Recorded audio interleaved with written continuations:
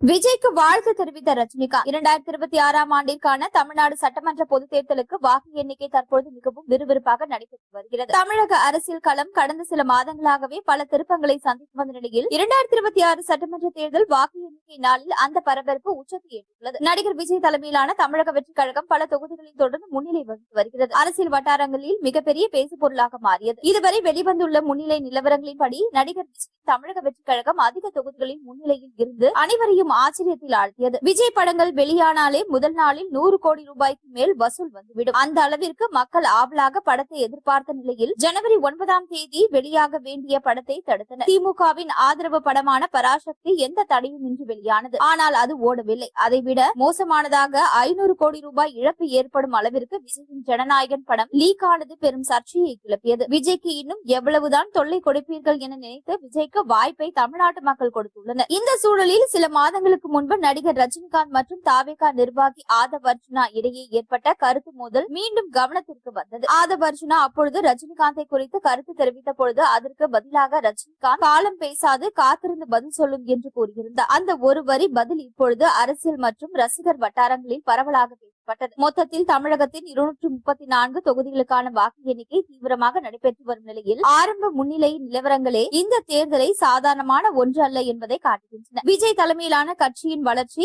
இளைஞர் வாக்காளர்களின் ஆதரவு, நகர்ப்புறங்களில் ஏற்பட்ட வாக்கு மாற்றம் போன்ற பல காரணங்கள் சேர்ந்து இந்த தேர்தலை மிகுந்த கவனத்திற்கு கொண்டு வந்துள்ளன. விஜய் மீது எப்பொழுதுமே அன்பு வைத்திருக்கும் ரஜினிகாந்த் அவருடைய வாழ்த்தை தெரிவித்திருக்கிறாராம். விரைவில் ரஜினியை சந்தித்து நேரில் வாழ்த்தையும் விஜய் பெறுவார் என கூறப்படுகிறது. இளைஞர்கள் மற்றும் பெண்களின் வாக்குகள் விஜய்க்கு பெரிய பலமாக மாறியுள்ளன. 2026 தேர்தல் முடிவுகள் காட்டுவது என்னவென்றால் தமிழக மக்கள் ஒரு பெரிய மாற்றத்தை விரும்பியுள்ளனர். அந்த மாற்றத்தின் முகமாக விஜய் இன்று விஸ்வரூபம் எடுத்துள்ளார்.